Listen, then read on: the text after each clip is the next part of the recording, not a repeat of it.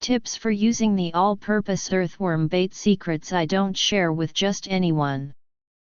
Many people's first fishing experience likely involved a bamboo pole, a fishing line, a hook, and an earthworm threaded on that hook. Earthworms are low-cost, easy to find, ready to use once hooked, and surprisingly effective. However, in recent years, with the widespread popularity of commercial baits, many anglers have switched to them, and earthworms have been used less frequently. In fact, it's not that earthworms are ineffective. Using them as bait isn't just a matter of casually hooking one on. One, choose earthworm size based on the season. In early spring, when the water temperature hasn't risen yet, fish have just recovered, with small appetites and light bites. At this time, using thin earthworms, small red ones the size of toothpicks, is best. Pair them with thin hooks so that fish can swallow the bait in one go. By late spring and summer, the water temperature rises, and fish become active, swimming around with their tails flicking in search of food. At this point, opt for thicker, bright red earthworms. Switch to a larger hook too. After hooking the earthworm, let its tail move in the water. This kind of lively, moving bait is most attractive to big fish. Autumn is a great time for fishing. Fish feed heavily to store energy, so thick earthworms are perfect. They have a strong fishy smell and are highly visible. In winter, fish have low activity and are reluctant to open their mouths. Thin earthworms work well here. Tease the bait a little to stimulate the fish to bite. 2. Choose earthworm size according to water conditions. In large reservoirs with wide surfaces and deep water, where many big fish hide, use thick earthworms. In small ponds with narrow surfaces and few big fish, thin earthworms are more suitable. In green water ponds, where fish have plenty of food, the fishy taste of earthworms is less effective. A dough bait would be better. In nutrient-poor, clear, lean ponds, the fishy smell of earthworms is the best lure.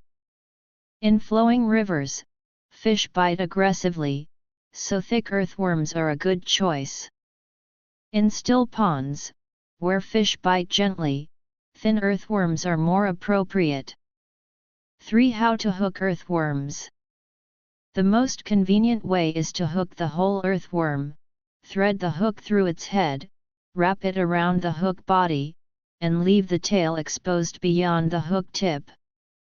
This keeps the earthworm alive longer, wriggling in the water to attract fish. But if small fish, like whitebait, are pestering the bait, use the cut segment method. Cut the earthworm into small pieces and only hook a little on the hook tip to reduce the chance of small fish snatching the bait. In winter, when fish bite lightly, hook the whole earthworm and let more of its tail hang out to swing in the water and lure fish. In summer, when there are many small fish, use the hook wrapping method. Wrap the earthworm around the hook several times, keeping the hook tip hidden so that small fish can't peck at it. 4. Don't be casual about float adjustment. Some anglers think that float adjustment is only something to fuss over in competitive fishing with commercial baits, and that with earthworms, just letting the lead weight hit the bottom is enough. This is partly true, but not entirely. Letting the lead weight hit the bottom will certainly catch fish, but adjusting the float a little will definitely improve results.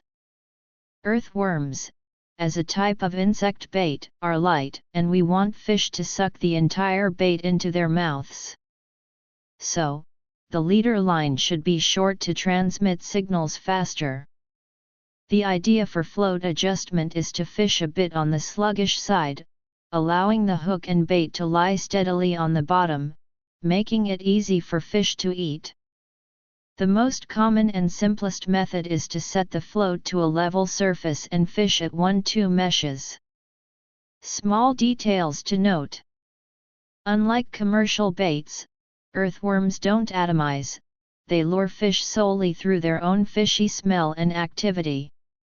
If there's no movement for half an hour after hooking, it's time to replace the earthworm. Pale, inactive earthworms won't attract fish, they'll just ignore them.